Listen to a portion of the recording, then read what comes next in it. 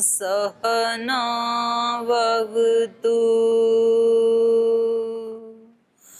सहनौ भुनक्तु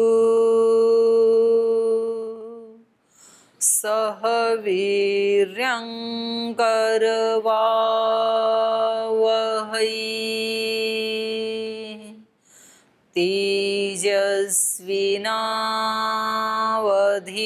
तेजस्विनावधीतमस्तु मा विद्विषावहै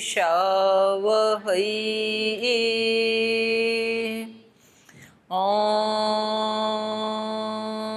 शान्ति शान्ति शान्तिः।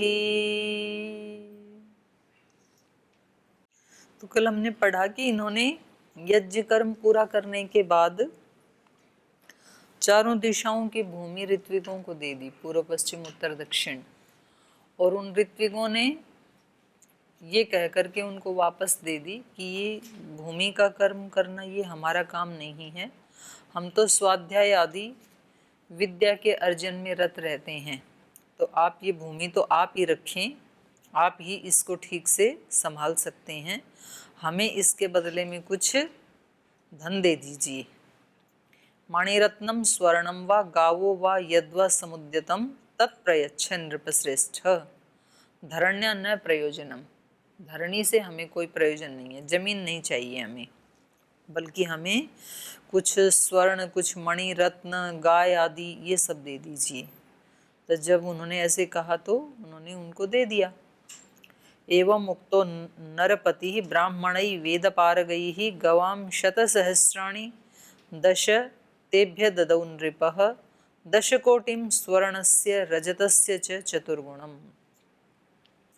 तो जब ब्राह्मणों ने ऐसे कहा तो उन्होंने उन वेदपारगैः ब्राह्मणैः, वेद में पारंगत उन ब्राह्मणों के द्वारा ऐसे कहा जाने पर, या ज्ञान में पारंगत उन ब्राह्मणों के द्वारा ऐसे कहे जाने पर, मणिरत्न शतसहस्राणि दश, तो उनको 10 लाख गायें तेभ्यः ददौ नृपः, नृप ने उनको 10 लाख गायें दे दी। हैं?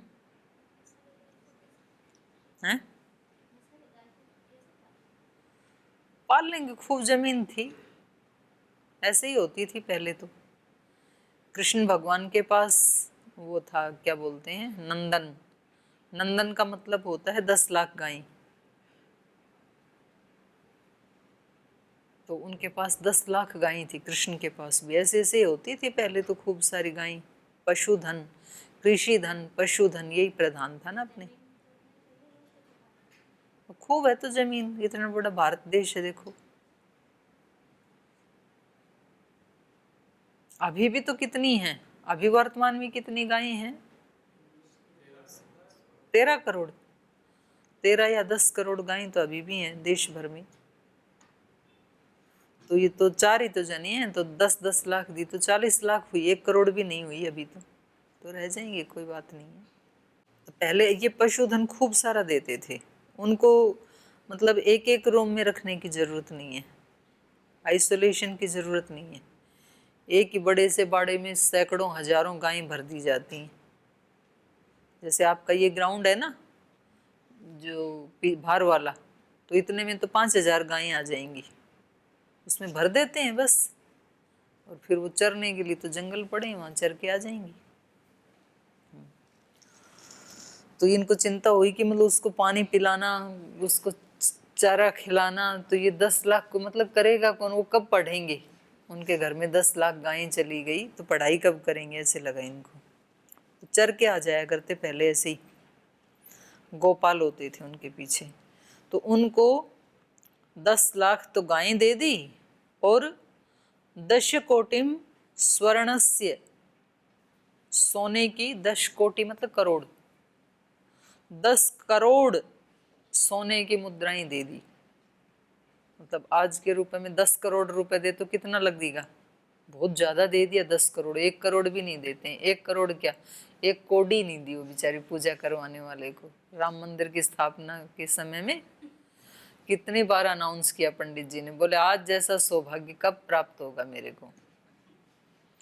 इधर यहाँ के सीएम हैं, इस साइड में पीएम हैं, इधर राज्यपाल हैं, और मैं उनका पूजा करवा रहा हूँ, उनका ऋत्विक हूँ, तो आज तो सारी दुनिया की दौलत मुझे मिलने वाली है।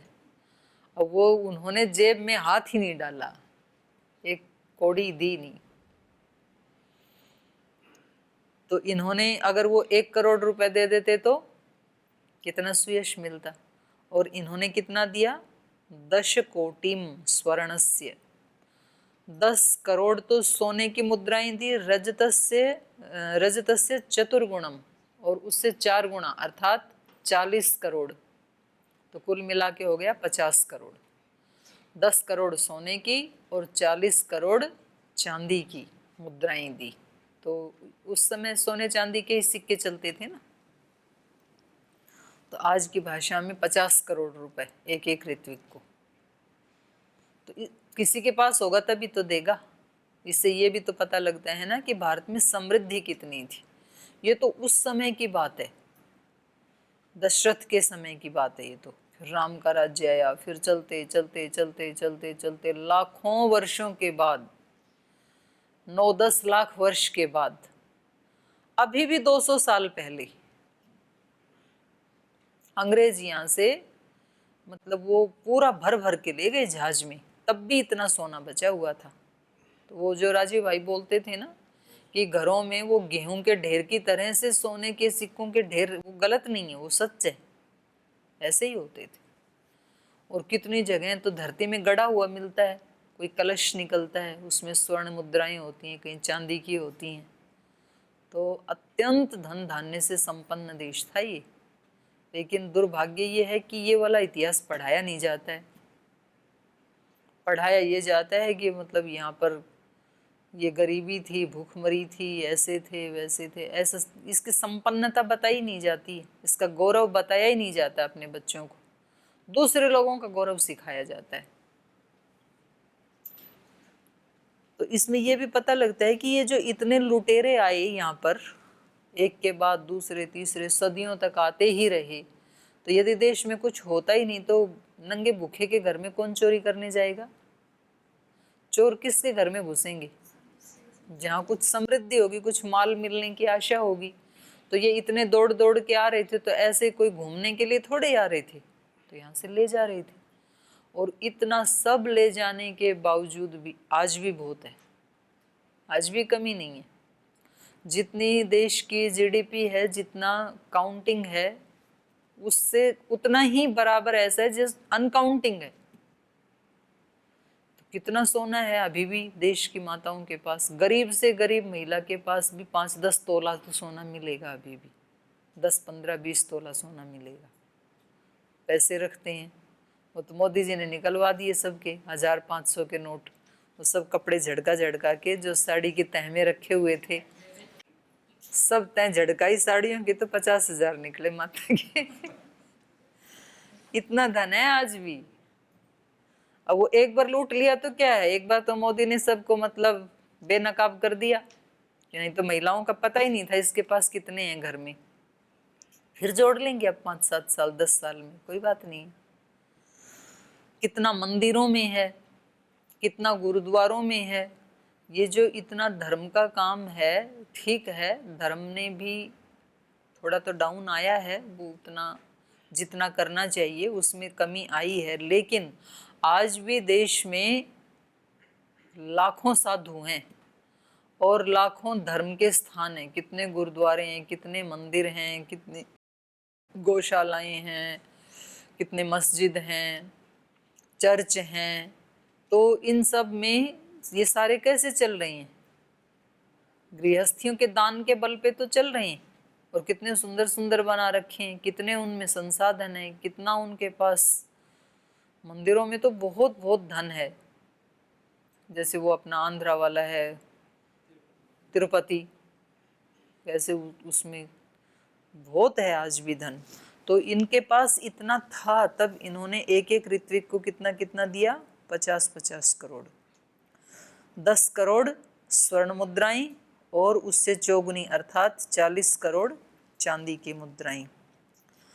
ऋत्विजस्तु ततः सर्वे प्रददु सहिता वसु ऋष्यशृङ्गाय मुनये वसिष्ठाय च धीमते ततस्ते न्यायतः कृत्वा प्रविभागं द्विजोत्तमाः सुप्रीतः मनसः सर्वे प्रत्युजुर्मुदिता भृशम्।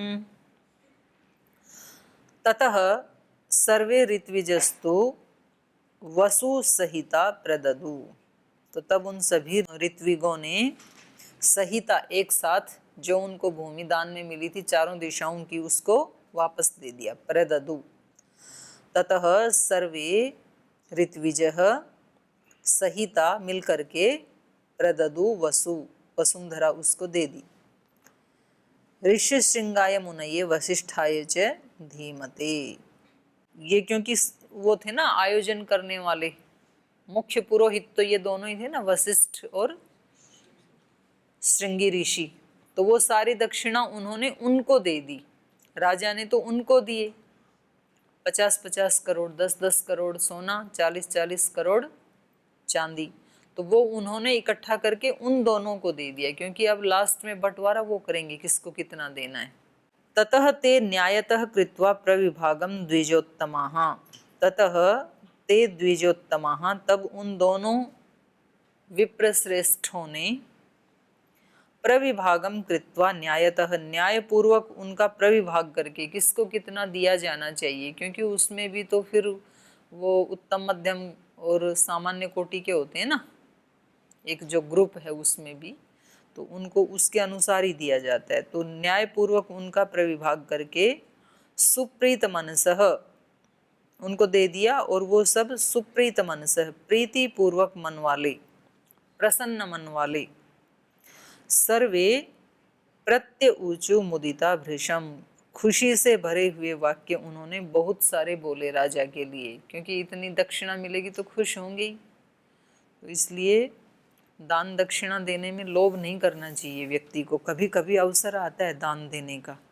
और आज से तो वैसे भी आज अमावस्या है, तो मलमास शुरू हो गया, अब 1 महीना मलमास होगा, और ऐसे माना जाता है कुछ परंपराओं में कि मलमास में जो दान किया जाता है तो वो 10 गुना ज़्यादा, सामान्य समय से 10 गुना ज़्यादा फल देने वाला होता है, ऐसा मानते हैं। तो आप भी शुरू कर दो आज से दान देना। तो आप क्या क्या दान दे सकते हैं? क्षमा का दान दे सकते हैं, कोई झगड़ा करे तो उनको क्षमा कर देना इस महीने में। करुणा का दान दे सकते हैं, प्रीति का दान दे सकते हैं, समय का दान दे सकते हैं, वाणी का दान दे सकते हैं, जो अपने पास है वो तो दे सकते हैं ना, सहयोग कर सकते हैं किसी का। तो इस महीने में जितना आप दान करेंगे उतना ही माला माल हो जाएंगे आप। और दान कभी भी दिया जाता है तो वो हमेशा कई गुना वापस आकर के लौटता है हमारे पास, ये दान की वो है, स्वभाव है ये। तो दान देने में व्यक्ति को हमेशा तत्पर रहना चाहिए, जो भी अपने पास है वो देते रहो, तो वो हमारे पास ही आता है वापस लौट करके। क्योंकि हम संसार को तो नहीं जीत सकते हैं, संसार को हम समझा भी नहीं सकते हैं, लेकिन हम ऐसे कर्म करें तो फिर भगवान हमारी सहायता करता है, तो हम उस माध्यम से, दान के माध्यम से हम जीत सकते हैं। प्राप्त करने वाला जो है ना कभी बड़ा नहीं होता है, बांटने वाला बड़ा होता है। तो इसलिए भगवान से प्राप्त करने की कामना नहीं करनी चाहिए, भगवान से ये कामना करनी चाहिए कि मैं बांटने वाला बन सकूं। भगवान से प्रार्थना ये होनी चाहिए कि भगवान जी मुझे ऐसे बनाना कि मैं दे सकूं, न कि मैं बहुत सारा ले सकूं किसी से, बहुत सारा ले सकूं नहीं, बहुत सारा दे सकूं। तो जो किसी भी रूप में दिया जा सकता है, केवल रुपए पैसे ही थोड़ी होते हैं देने के लिए। और कई बार तो रुपए पैसे तो छोटे पड़ जाते हैं। किसी व्यक्ति को कभी आपकी करुणा की आवश्यकता होती है, आपके प्रेम की आवश्यकता होती है, आपके इमोशनल सहयोग की आवश्यकता होती है। कई कई प्रकार की समस्याएं होती हैं, कई प्रकार के युद्ध होते हैं। एक फिजिकल युद्ध होता है तो वहाँ हथियारों की आवश्यकता होती है, एक मानसिक युद्ध होता है, वहाँ विचारों की आवश्यकता होती है, हथियारों की नहीं होती है। एक इमोशनल युद्ध होता है, तो वहाँ सद्भावनाओं की आवश्यकता होती है, तो व्यक्ति कुछ भी दान दे सकता है।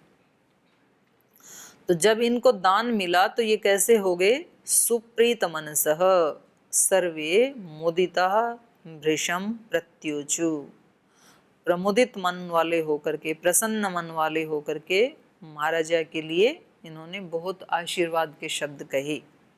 प्रत्युचु माने उनको बोला, मुदिता भृशम खूब प्रसन्न होकर के।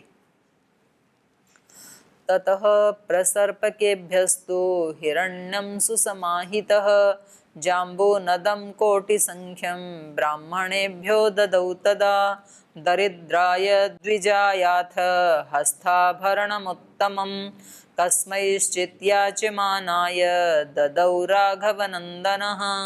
ततः प्रीतेषु विधिवत् द्विजेषु द्विजवत्सलः प्रणामम् अकरोत्तेषां हर्षव्याकुलतेन्द्रियः। तस्या शिशोऽथ विविधा ब्राह्मणैः समुदाहृताः उदारस्य नृवीरस्य धरण्यां पतितस्य च। ततः प्रेतमना राजा प्राप्य यज्ञम् अनुत्तमं पापापहं स्वनयनं दुस्तरं पार्थिवर्षभैः।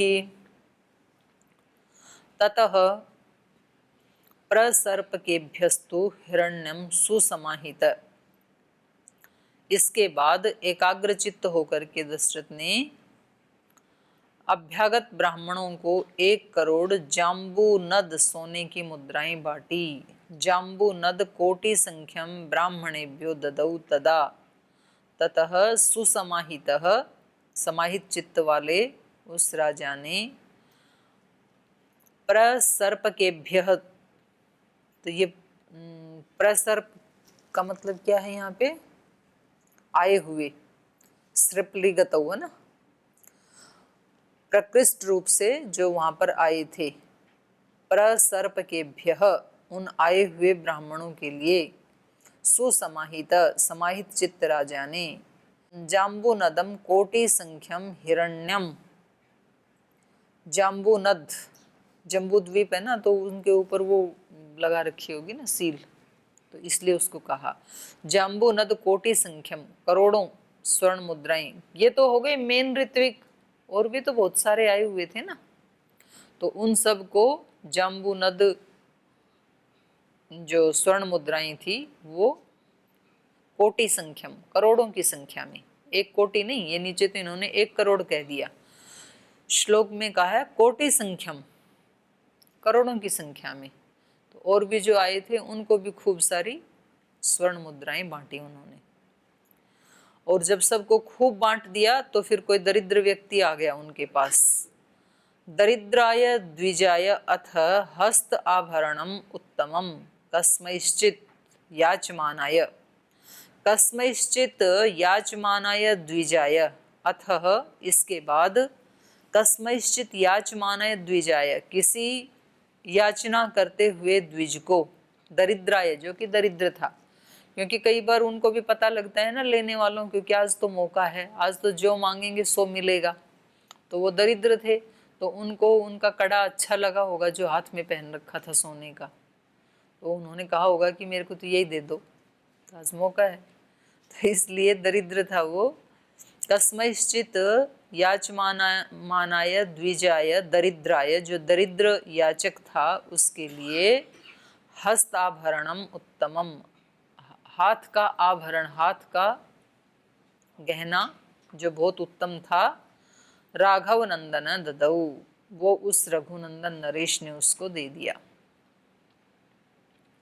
ततः प्रीतेषु विधिवत् द्विजेषु द्विजवत्सलः प्रणामम् अकरोत् तेषां हर्ष व्याकुलित इंद्रियः। ततः इसके बाद विधिवत प्रीतेषु द्विजेषु द्विजवत्सलः, इसके बाद द्विजवत्सलः ब्राह्मणों को प्रेम करने वाले, विधिवत द्विजेषु प्रीतिषु अनेक अनेक प्रकार से उन द्विजों में प्रीति रखने वाले उस राजा ने प्रणामम अकरोत, सबको दिया और फिर उनसे भाई कोई भूल चूक हुई तो माफ करना, अब जाओ अपने अपने घर। आपको दक्षिणा दे दी, यज्ञ पूरा हो गया।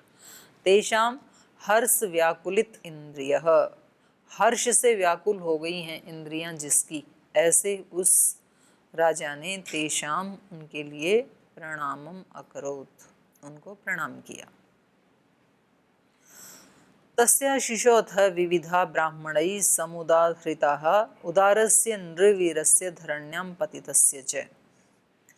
तो इसके बाद इसके बाद ब्राह्मणैः, उन ब्राह्मणों के द्वारा, विविधा समुदाहृताः आशीषः, विविध प्रकार के आशीष, सम उदाहृता जो उनके हृदय से निकल रहे थे, ऐसे विविध प्रकार के आशीष, उदारस्य नृवीरस्य, नरों में जो वीर है ऐसे उस उदार राजा के लिए, और धरण्याम पतितस्य च, जो उनके लिए धरणी पर पड़ा हुआ है, अर्थात साष्टांग प्रणाम कर रहे होंगे या दंडवत प्रणाम कर रहे होंगे ब्राह्मणों को। तो जो प्रणाम करने के लिए जिसने धरती के ऊपर अपने घुटने टिकाए हैं, ऐसे उस राजा को उन्होंने खूब सारे आशीर्वाद दिए। तस्य आशीष विविधा, अनेक प्रकार के आशीर्वाद दिए उदार हृदय वाले उन ब्राह्मणों ने उनको। ततः प्रीतमना राजा प्राप्य यज्ञम अनुत्तमम पापापहम स्वर नयनम दुस्तरम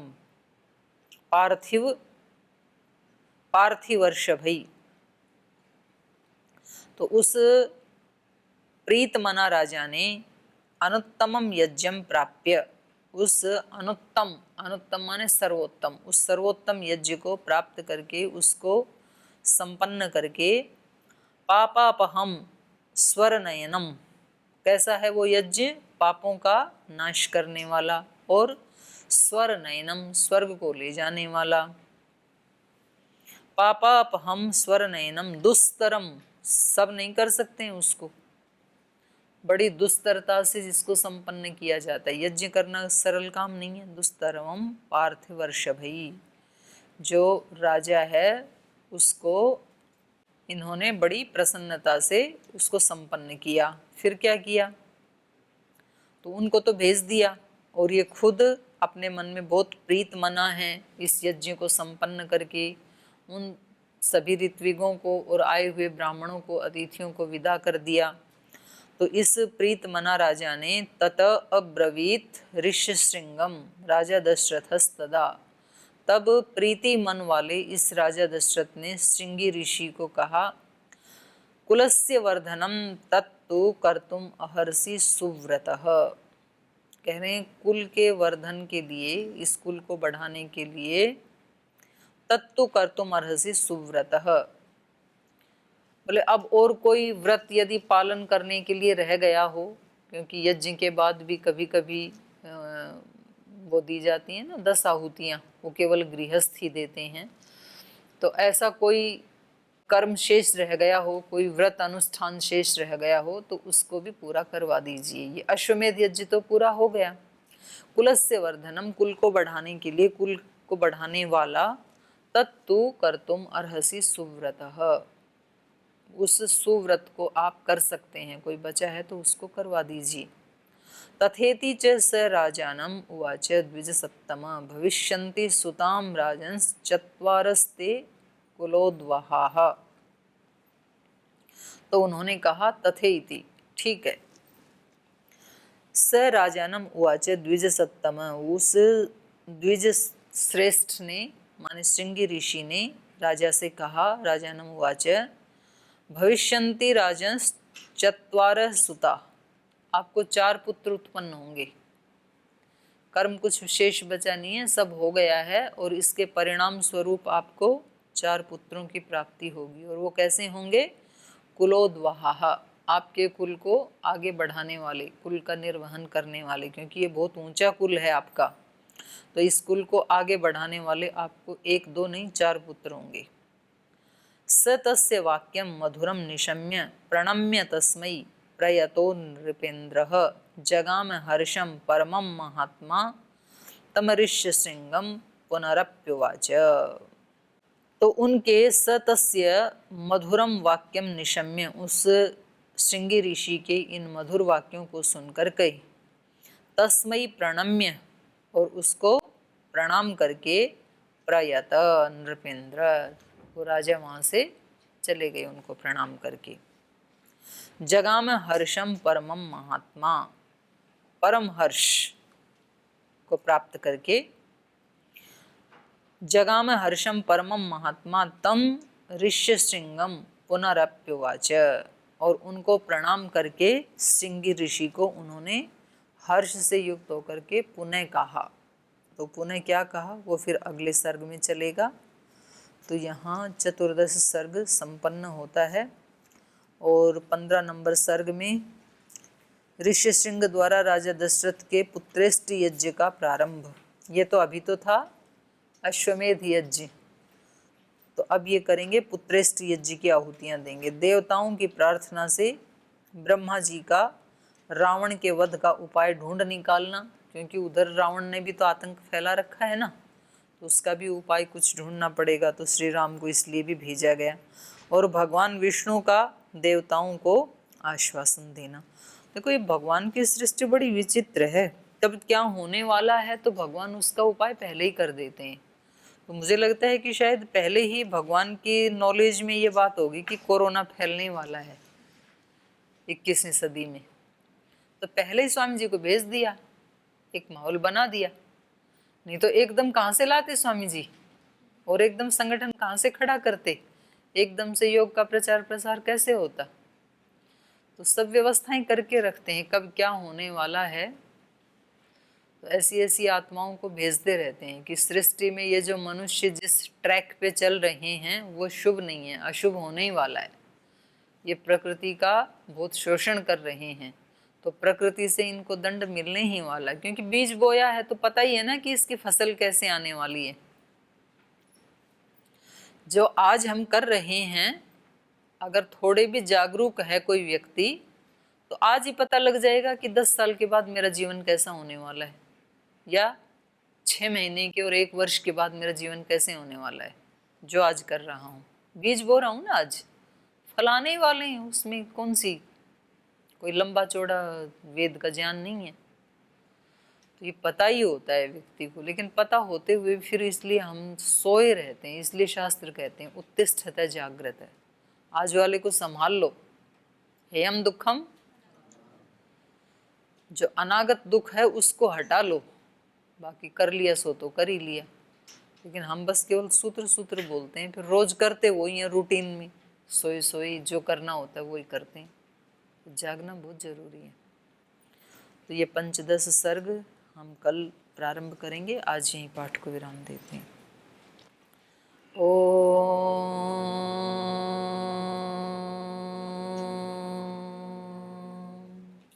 शांति शांति शांति। श्री गुरुभ्यो नमः।